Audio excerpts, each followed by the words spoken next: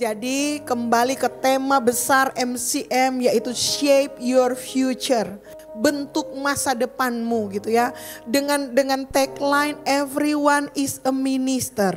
Semua orang adalah pelayan. Sama-sama bilang semua orang adalah pelayan. Yang S yang pertama itu bahwa kita melayani berdasarkan spiritual gift kita. Kita melayani berdasarkan karunia-karunia kita. Dan kita sudah sepanjang 40 hari cek kita punya karunia apa dan lain-lain sebagainya. Dan kemarin saya juga ikut sebuah acara wanita. Di situ juga kita dites mengenai karunia. Memang kita perlu mempelajari diri kita supaya kita bisa mengetahui mana yang baik gitu ya, mana yang perlu dikembangkan, mana yang kurang dan mana yang perlu dikoreksi. Oke? Jadi itu penting dan kita sudah membahas itu di bulan-bulan sebelumnya. Maka sekarang kita tiba di huruf yang kedua yaitu H yang artinya adalah hati. Sama-sama bikin bentuk hati. Terserah bentuk begini bentuk hati. Saya kasih ayat untuk saudara-saudara. Yang pertama 2 Tawarik 16 ayat 9a. 2 Tawarik 16 ayat 9a, begini firman Tuhan. Bagian atasnya aja ya, ada 2 kalimat, kita baca 1 kalimat aja. 1, 2, 3. Karena mata Tuhan menjelajah seluruh bumi untuk melimpahkan kekuatannya kepada mereka yang bersungguh hati terhadap Dia. Mata Tuhan menjelajah seluruh bumi. Tuhan lagi mencari di seluruh bumi. Mata Tuhan seperti CCTV, saudara-saudara, yang mencari ke seluruh bumi, gerakan-gerakan, bayangan-bayangan, mencari orang-orang yang kepada orang-orang itu Ia akan melimpahkan kekuatannya, dan yang dicari tipe orang khusus. Tipe orang dengan karakteristik khusus yaitu bersungguh hati. Sama-sama bilang bersungguh hati. Tuhan nyari loh. Untuk apa Tuhan mencari? Ayat ini jelas untuk melimpahkan kekuatannya. Dia akan memberikan kepada dia. Jadi kepada orang-orang inilah gitu ya. Tuhan, orang-orang yang bersungguh hati punya kekuatan untuk menarik pandangan Tuhan, untuk menarik perhatian Tuhan. Bukan hanya menarik perhatian Tuhan, orang-orang yang bersungguh hati juga gitu ya akan menghisap kekuatan dari Tuhan. Gitu loh. Hebat, luar biasa. Saya mencoba cari terjemahan lainnya supaya bisa apa sih? Karena bersungguh hati dalam bahasa Indonesia kita bisa saja kurang paham gitu ya. Jadi saya cari dalam bahasa Inggris gitu ya. Kata bersungguh hati itu ditulis dalam terjemahan itu fully committed. Berarti berkomitmen penuh kepada Tuhan. Loyal to Him, setia kepada Tuhan. Completely Him, artinya utuh untuk Tuhan, kira-kira seperti itu ya. Blameless toward Him, tanpa celah, tanpa salah. Faithfully obey Him, bersungguh hati artinya dengan setia taat kepada Tuhan. Perfect toward Him, artinya sempurna dalam mengejar Tuhan. Itu arti dari bersungguh hati. Sekarang pertanyaannya, apa yang dimaksud dengan hati? Sudah tahu apa arti hati? Apa yang dimaksud dengan hati? Heart. Bahasa Inggrisnya hati apa? Heart. Saya mau tanya kepada saudara, hati itu jantung atau liver? Hati itu jantung atau liver? Ada dokter di sini? Heart itu jantung atau liver? Kalau orang mengerti bahasa Inggris, orang bilang heart itu jantung, pastor. Gitu ya. Bagi yang gak mengerti bahasa Inggris, heart itu lever yang ada empedu di dalamnya, itu hati. Enak ja baking posana. Itu hati. Ya. Ada pahit-pahitnya. Nah, yang mau saya khotbahkan ini sebenarnya hati versi bahasa Inggris. Heart yang diterjemahkan dari bahasa Inggris heart, so berbicara soal jantung. Sama-sama bilang jantung. Secara organ hati adalah jantung. Yang tugasnya untuk memompa seluruh darah gitu ya. Supaya darah itu bisa beredar di seluruh tubuh kita sambil membawa oksigen, membawa kehangatan dan lain-lain. Jadi pekerjaan utama dari heart itu adalah memompa, sama-sama bilang memompa.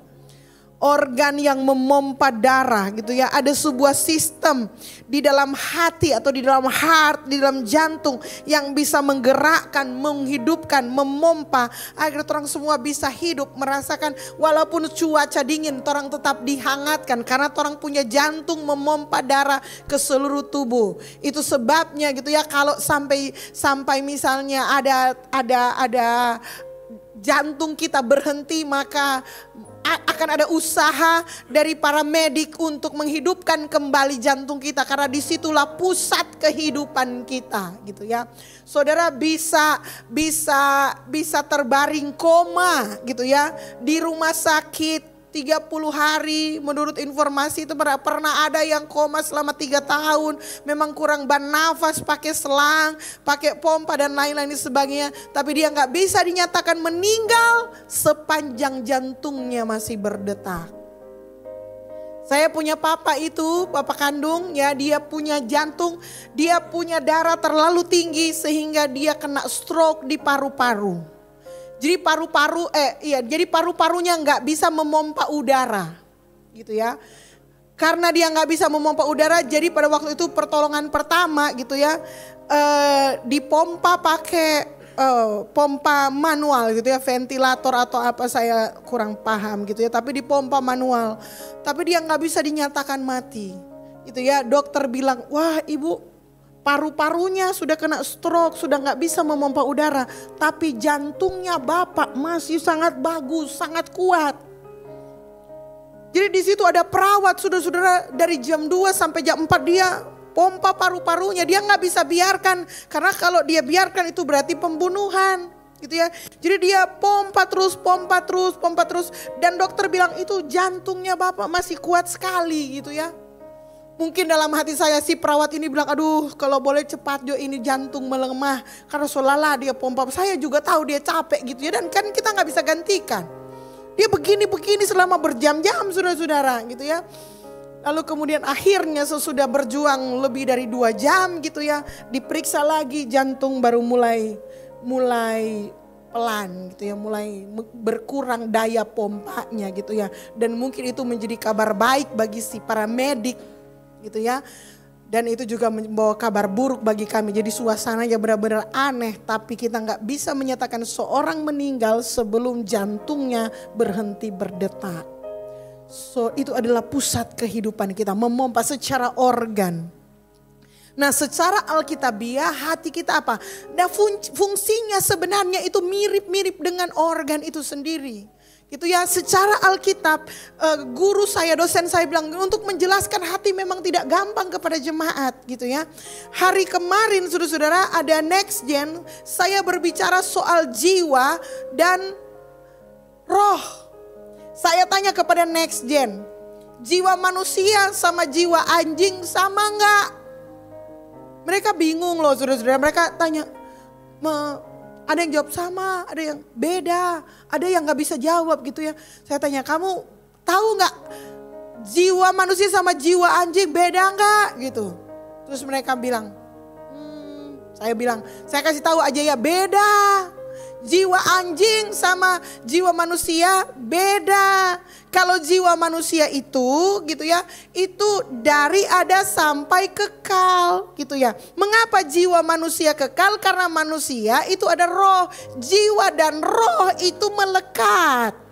Gitu ya. Karena dorang melekatnya tidak bisa dipisahkan kecuali dengan pedang.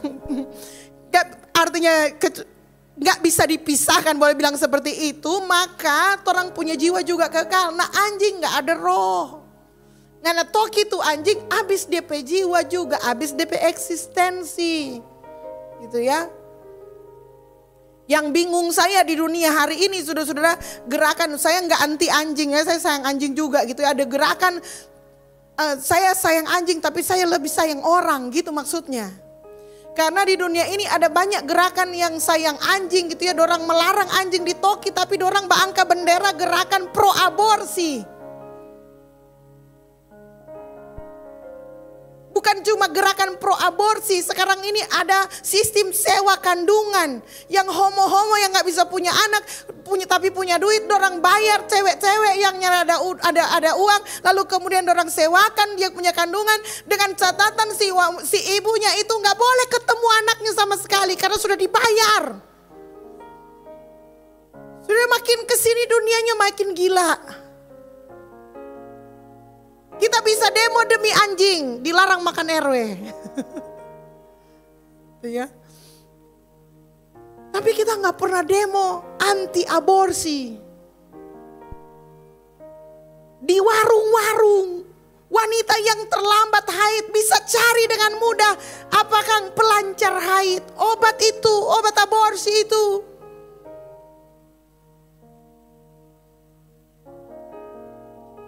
Dan itu terjadi di depan mata kita, makin aneh gitu ya, makin aneh.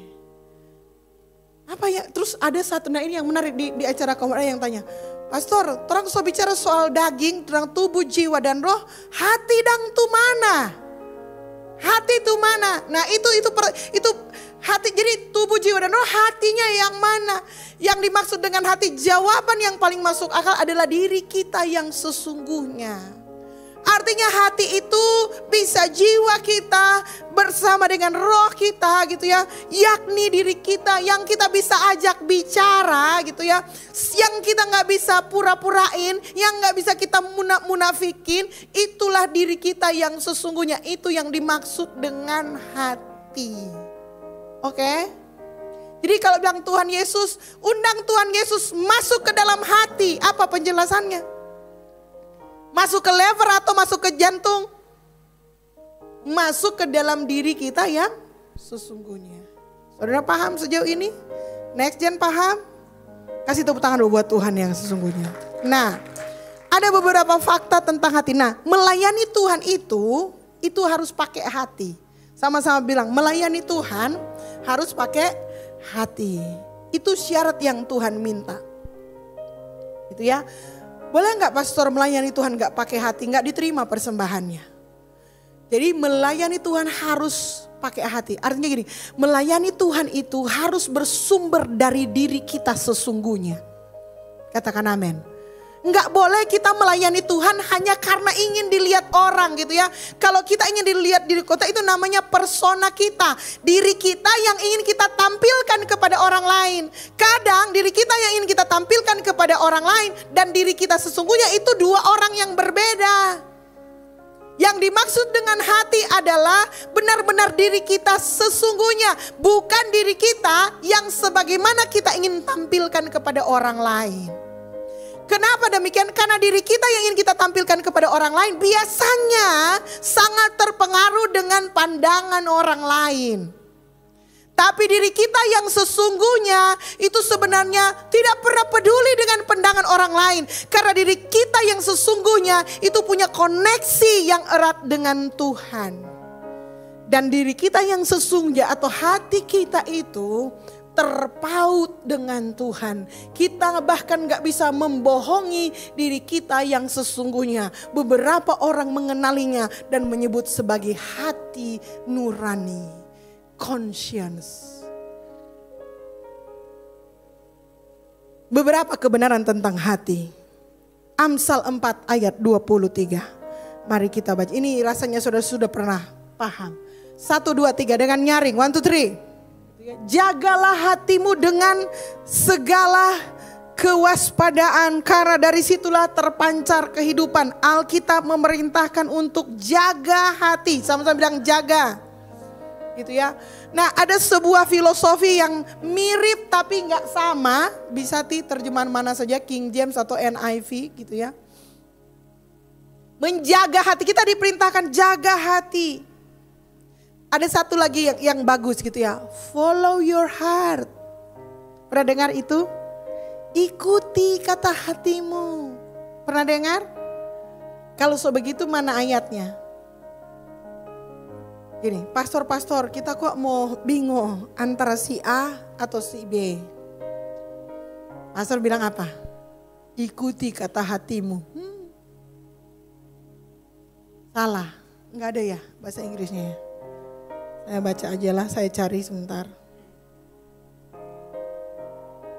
Karena bahasa Inggrisnya baru ketemu bagus gitu ya. Amsal 4 ayat 23. Ada?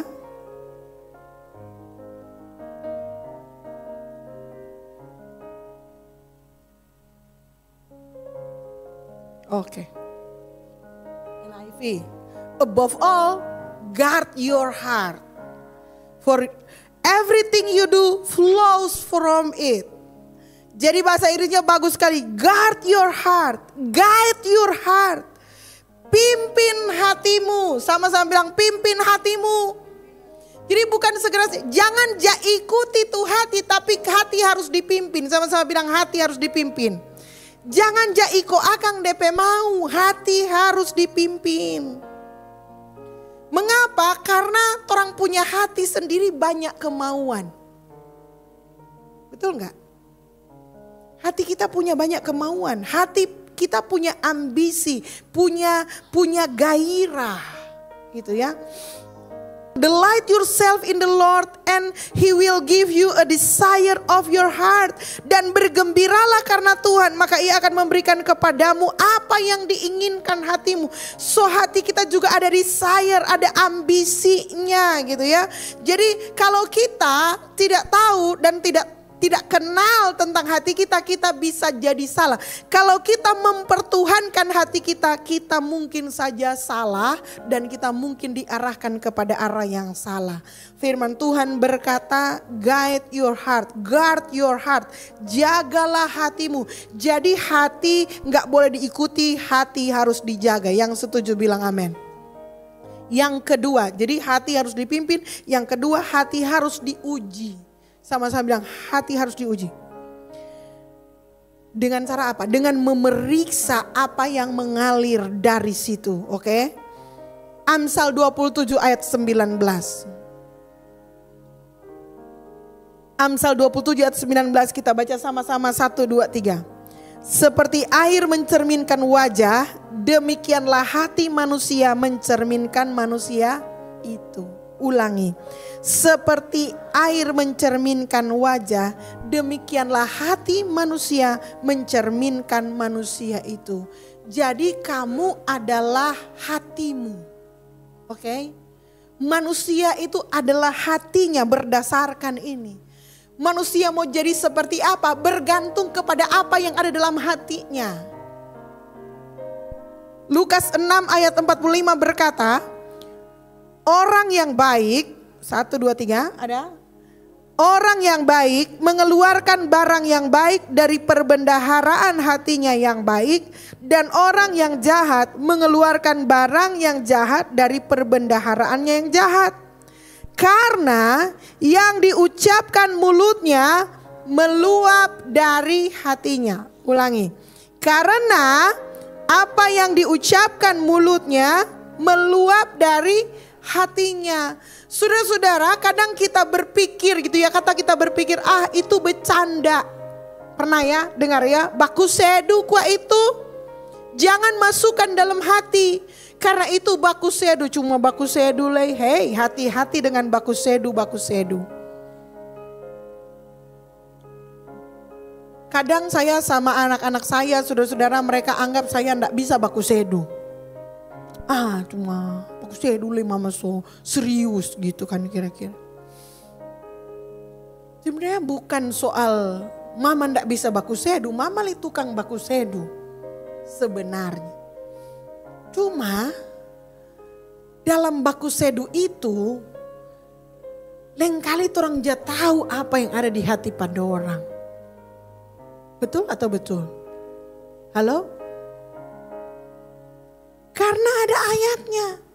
Apa yang diucapkan mulut meluap dari hatinya. Saudara pernah berteman dengan orang yang DP mulut caparuni sekali. Semua yang dia omongkan gitu ya, dia tafsirkan secara seksual. Pernah ada? Saudara bilang telur, dia anggapan itu telur lain. Itu dan itu seperti dia biasa saja gitu ya. Kerja apapun gitu ya, dia kerja apapun orientasinya selalu seksual. Pernah ketemu? Itu menunjukkan kondisi hatinya. Pasti itu, karena firman Tuhan bilang. Ada juga orang sasadiki memakai. Dari 3 kata yang dia ucapkan, 2 memakai. Kalau nyendak memakai, mengeluh. Kalau nyendak mengeluh, komplain. Kalau nyendak mengeluh, komplain, menggerutu. Ada orang, semua tuh bilang gitu ya, responnya selalu itu. Ya berarti memang begitu kondisi hatinya. Karena apa yang diucapkan mulut, meluap dari hatinya. Kalau hatinya baik, maka ia akan mengeluarkan kata-kata yang baik. Katakan amin. Kalau hatinya jahat, maka akan keluar kata-kata yang jahat. Ikut orang kanan dan kiri. Bilang hati-hati, jaga hatimu.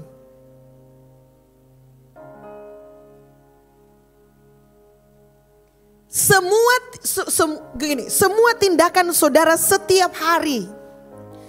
Semua yang akan kita katakan atau akan kita ucapkan atau akan kita posting itu mencerminkan hati kita.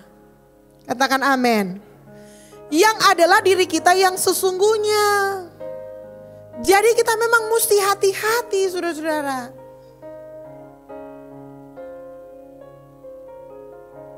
Banyak orang berkilas seperti ini. Baku sedu kwa itu cuma mulu nyandak dari hati. Enggak. Nyandak mungkin nggak ada hubungan antara mulu dengan hati. Karena Alkitab yang memberikan statement kuat ini. Karena apa yang diucapkan mulutnya meluap dari hatinya. It's from the heart. Hati menjadi sumber tenaga kita. Hati menjadi sumber kekuatan kita. Hati menjadi sumber perkataan kita. Menjadi sumber pada akhirnya action kita, tindakan kita. Makanya di dalam pelayanan kita nomor 1 gitu ya, saya bilang di MCM tidak ada kata tidak bisa. Ini hukum nomor 1. Kalau kita dalam hidup ini kita bilang pastor, misalnya aduh boleh bikin ini, ya sorry pastor enggak bisa. Enggak bisa, begitu saudara berfirman tidak bisa, lumpuhlah seluruh kehidupanmu. Begitu saudara mengeluarkan statement enggak bisa, begitu saudara mengeluarkan statement enggak mampu, habis saudara-saudara, habis. Betul-betul itu akan terjadi. Itu sudah firman dari dirimu sendiri bahwa kamu tidak mampu dan bahwa kamu tidak bisa. Berperang, kita berperang dengan diri kita setiap hari, dengan kata-kata yang mau kita hasilkan, yang mau kita produce. Karena dari perkataan itu kita akan periksa kondisi hati kita setiap hari. Apa yang you say, apa yang kamu omongkan, apa yang kamu firmankan, apa yang kamu ceritakan, apa yang kamu posting, nyandak pernah itu nyandak keluar dari hati. Kalau saudara bilang nyandak sama pastor, berarti Alkitab berdusta. Tapi sepanjang Alkitab itu firman Allah. Nah, jadi caranya gimana pastor? Nah, dengan demikian kita bisa membantu menjaga hati kita dengan mengisi, dengan berfirman perkataan-perkataan gini. Karena gini, seperti akun bank. Saudara tidak bisa menarik uang yang saudara tidak simpan, betul nggak? Hati kita seperti itu. Saudara tidak akan bisa menghasilkan kata-kata yang baik kalau saudara nggak pernah mengisi Alkitab bilang pakai kata perbendaharaan dengan vokabulari dengan suku kata dengan kata-kata yang bagus di dalam hatimu. Setuju? Amin. Harus ada usaha untuk itu. Untuk menambahkan perbendaharaan kata kita dengan kata-kata yang positif, dengan kata-kata yang baik. Kalau saudara, coba saudara, ini pernah dilakukan survei gitu ya, sosial gitu ya, sosial apa sih namanya, sosial eksperimen gitu ya. Jadi satu kantor gitu ya, misalnya ada Ashley gitu ya. Ashley mau datang, coba semua bilang, tanya pada dia, kenapa dia pucat dan lain sebagainya. Jadi Ashley datang, ini Ashley sehat bugar gitu ya. Pagi ketemu dengan Aldo misalnya, Aldo. Hai Ashley, hai Ashley kok ngana pucat? Nyanda, sehat. Dia berjalan begini ketemu, iya Ashley, dah paling ngana rupa ndak sehat. Dia jalan begini ketemu Pak.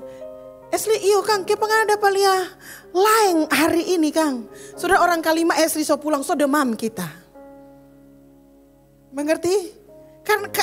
Karena yang dia dengar itu firman yang dia dengar adalah kamu sakit, kamu lemah, kamu gak berdaya dan lain sebagainya. Maka dia iya ya apa-apa memang saya sakit. Dia gak sakit tapi karena yang masuk dalam perbendaharaannya dan dia percaya masalahnya. Dia harus percaya orang yang ngomong saya, Aldo, Kak Gelo, orang-orang rohani gitu ya. Dia bilang jangan-jangan memang saya sakit. Sosial eksperimen mau coba? Kalau orang memasukkan perbendaharaan yang negatif, yang melemahkan, maka itu akan mempengaruhi hati kita. Saya bilang hati kita. So hati kita mesti dijaga. Amin. Saya bilang harus dijaga. Seperti air mencerminkan wajah, demikianlah hati manusia mencerminkan manusia itu. Jadi mulai hari ini saya berharap kepada saudara-saudara untuk mulai memasukkan kata-kata yang positif. Kata-kata yang membangun. Begini, itu yang saya bilang. Mengapa di MCM budaya pelayanan nomor 1 tidak ada kata tidak bisa? Karena saya bilang kalau saudara berfirman saya tidak bisa, maka semua jalan di depan saudara pasti sudah tertutup. Tapi kalau saudara jawabnya saya bisa, maka akan terbuka jalan-jalan yang baru gitu ya. Yang mungkin saudara gak lihat sebelumnya. Betul gak? Selalu kan kita sudah diajarkan orang gitu ya. Kalau so banyak alasan berarti so gak bisa itu. Artinya orang yang so gak bisa so mau banyak alasan. Tapi orang yang bisa, orang yang mau, dia pasti akan dapat jalan. Katakan amin. Selalu saudara-saudara saya bilang budayakan dalam hidup ini. Maju dulu tuh bisa. Bisa enggak ini? Bisa. Saya pernah kasih kesaksian kepada saya waktu adik saya pertama kali diwawancara untuk menjadi pramugari di Cathay Pacific. Dia lulusan Setiba Bumi Beringin saudara-saudara. Itu pun cuma D3. Jurusan sastra Jepang. Enggak ada hubungan sama komputer. Pada waktu saudara-saudara dia diwawancarai, itu ya, pakai bahasa Inggris gitu ya. Salah satu syaratnya dia mesti menguasai Excel. Ditanya sama pewawancaranya, bilang begini, apakah kamu bisa Excel? Dia jawab bisa, padahal dia nggak bisa. Artinya betul-betul dia nggak bisa gitu ya. Apakah ini bohong pastor? Enggak, ini soal bagaimana kita mau maju. Lalu saudara tahu, oke, kita tes. Jadi dia dikasih kertas, lalu sama manajer, sama pengujinya itu bilang begini, tolong buat seperti ini. Kata adik saya mau hidupin komputer aja, saya bingung mau mulai dari mana. Tapi karena dia so bilang bisa, dia lihat komputernya, dia bingung tombolnya, dia tanya, ini komputer model ini hidupinnya di mana? Oh di sini, dihidupin sama manajernya gitu. Oh, terus kalau mau masuk di sini itu biasanya bagaimana ya? Akhirnya si manajernya, oh begini, kamu begini aja. Jadi dia sudah saya tunjuk, tapi ada yang enggak tahu. Begitu mungkin sudah sekian lama, sudah berjalan, adik saya bukan pura-pura bertanya. Dia bertanya terus karena dia memang enggak tahu. Lalu kok begini. Dan akhirnya mungkin sadar gitu ya, si pengujinya sadar dan kemudian mereka tertawa bersama-sama. Adik saya pulang. Adik saya sudah berpikir nak mau diterima kita. Di sebelah pak kita lulusan Trisakti, di sebelah lulusan Tarumanegara. Siapakah aku lulusan Setiba Bumi Beringin yang bikin Excel pun tidak tahu. Tapi dia ditelepon. Dia yang diterima dibandingkan yang lain. Memang dia diterima cuma satu. Why? Karena dia berfirman saya bisa. Begitu dia berfirman saya bisa, Tuhan mengutus pengujinya untuk menjadi penuntun jalannya. Gitu dia maksudnya. Katakan amin. Maka kalau saudara bilang bagian, oh enggak bisa. Pasti enggak diterima. Bisa bikin Excel, enggak bisa ya. Goodbye. Yang dinilai adalah perjuangannya. Yang dinilai adalah kemauannya untuk berhasil.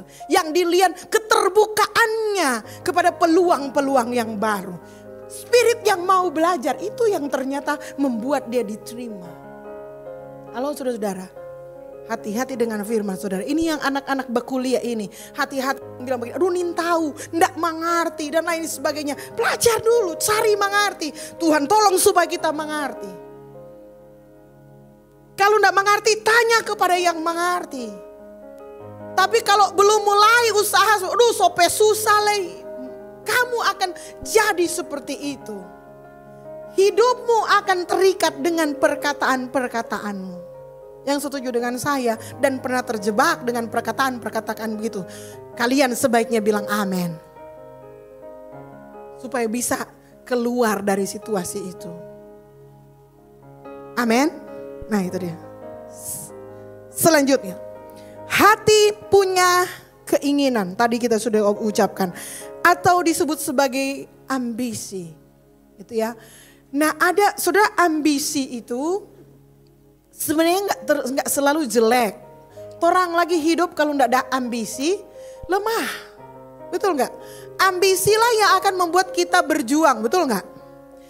Artinya ambisi itu adalah kerinduan untuk menginginkan sesuatu yang lebih besar, yang lebih baik mungkin gitu ya. Sesuatu yang mungkin menurut kita sesuatu yang lebih besar dari diri kita sendiri. So itu sebenarnya baik. Cuman menjadi salah kalau kita diperbudak oleh ambisi itu. Ngerti maksudnya? Sampai orang menjual orang diri demi ambisi itu. Nah dari mana datang ambisi itu? Ambisi itu datang dari dalam hati. Amsal 13 ayat 12. Kita baca sama-sama. 1, 2, 3. Harapan yang tertunda menyedihkan hati. Tetapi keinginan yang terpenuhi adalah pohon kehidupan. Gitu ya. Perasaan yang kuat. Jadi desire fulfill, keinginan yang terpenuhi, a wish come true, keinginan hati yang terpenuhi adalah seperti pohon kehidupan. Katakan amin. Saudara pernah nggak buat list? Misalnya ya, pergi ke Kapadokia, itu impian saya. Lalu saudara benar-benar pergi di Kapadokia. Halo, saudara mau bagaimana sampai di Kapadokia? Cuma kotek bagi ini di Kapadokia, takile bagaimana? Nanda. Keinginan yang terpenuhi, kalau memang saudara inginkan itu, begitu sampai di Kapadokia, saudara akan sangat hidup. Sampai juga di Kapadokia. Kira-kira kan begitu, ngerti maksudnya? Kehidupan. Pengen punya motor, nabung. Waduh, pastor bilang nih boleh bak kredit, mesti batabung kata. Kong so 12 bulan batabung ini menahan segala sesuatunya, pergilah ke showroom. Bayar cash. Apa yang saudara rasa? Cuma lekutek bagi ini tuh motor. Dia orang pulang juga. Nggak begitu. Saudara akan telepon, pastor datang kok pastor. Berdoa akan tapi motor baru. Sedangkan kredit kamu minta tolong Pak Pastor apalagi cash. Sudah mengerti maksudnya? Inginkan sesuatu, lahirkan dari hati. a wishful, a wish, sebuah hasrat, sebuah passion. Saya pengen hidup pastor lebih lama lagi, pengen peluk cucu. Yes. Pastor saya pengen nanti, ya kalau Tuhan berkati, sampai usaha jadi besar mau begini-begini. Yes. Pastor kalau dalam perkenan nggak usah banyak-banyak, pastor kita pengen ke Israel aja. Kita nggak usah ke luar negeri kemana-mana, cuma pengen lihat ke tempatnya Tuhan Yesus aja pastor. Mungkin itu yang akan menyemangati engkau setiap hari. Oh yes, kita kerja, kita melakukan ini dan lain-lain sebagainya. Nggak harus ke luar negeri saudara-saudara ya. Nggak harus punya impian yang besar-besar. Tapi saudara at least punya sesuatu apa yang engkau inginkan di dalam hatimu sesungguhnya. Kebahagiaan, sukacita, apa yang engkau benar-benar desire dalam hatimu. Nah ketika itu terpenuhi, saudara hidup. Jadi memang benar hati kita ada desire-nya. Lalu Tuhan bilang dengan desire itu, gitu ya. Psalm 37 ayat 4, verse 4. Delight yourself in the Lord, and He will give you the desire of your heart. Dan bergembiralah karena Tuhan, maka Ia akan memberikan apa yang diinginkan tetanggamu. Dan kadang torang ini, saking malangnya hidup ini, torang gak punya keinginan hati. Torang dia pinjam torang pe tetangga pe keinginan. Jadi torang menginginkan apa yang diinginkan tetangga. Kan parah. Halo? Menginginkan yang diinginkan tetangga. Saking kita gak punya apa yang kita inginkan dalam hati. Padahal Tuhan bilang, I will grant. Tuhan akan memberikan apa yang diinginkan hatimu. Tapi memang syaratnya bergembiralah karena Tuhan. Katakan amin. Gini, saya berpikir, merenungkan Tuhan mengapa mesti bergembira dulu kepada Tuhan. Mengapa mesti bergembira dulu baru Tuhan memberikan apa yang diinginkan hatimu. Ya maksudnya kayak gak ada hubungan Tuhan lalu kemudian gitu ya. Mengapa kita perlu bergembira karena Tuhan? Gini, ketika kita bisa bergembira karena Tuhan, hati kita beres. Itu dia masalahnya. Hati kita gak akan bisa memiliki keinginan yang benar kalau hati kita gak beres dengan Tuhan. Katakan amin. Nah, mengapa Tuhan bilang memerintahkan bergembiralah karena Tuhan? Karena satu, kita banyak yang kurang gembira dalam hidup ini, gitu ya. Karena situasi kita dan lain-lain sebagainya, sesimpel itu, gitu ya. Kita terlalu banyak tuntutan, kita terlalu banyak apa ya, dan lain-lain sebagainya membuat kita nggak bisa bergembira. Makanya Tuhan bilang bergembira karena Tuhan. Ketika hati kita bergembira karena Tuhan. Kalau dalam bahasa Indonesia, delight yourself in the Lord. Apa ya? Bersukacitalah di dalam Tuhan. Maka Ia akan memberikan kepadamu apa yang diinginkan hatimu. Apa yang kita inginkan itu pasti berbanding lurus, apa yang kita inginkan itu berbanding lurus dengan keinginan Tuhan. Bergembiralah karena Tuhan. Saudara pernah hidup gak dalam kegembiraan? Ada gak dalam hidup saudara yang hari itu saudara mah gembira? Ada? So susah mau cari tuh hari itu. Ada gak dalam hidupmu yang hari itu saudara happy? Biasanya hari apa? Ulang tahun. Iya kan? Halo? Biasanya ada sih orang, ada nggak hari lain hari ulang tahun yang saudara happy pokoknya hari itu saudara pasti happy. Natal, boleh lah gitu ya. Tapi artinya saudara memang pokoknya hari itu.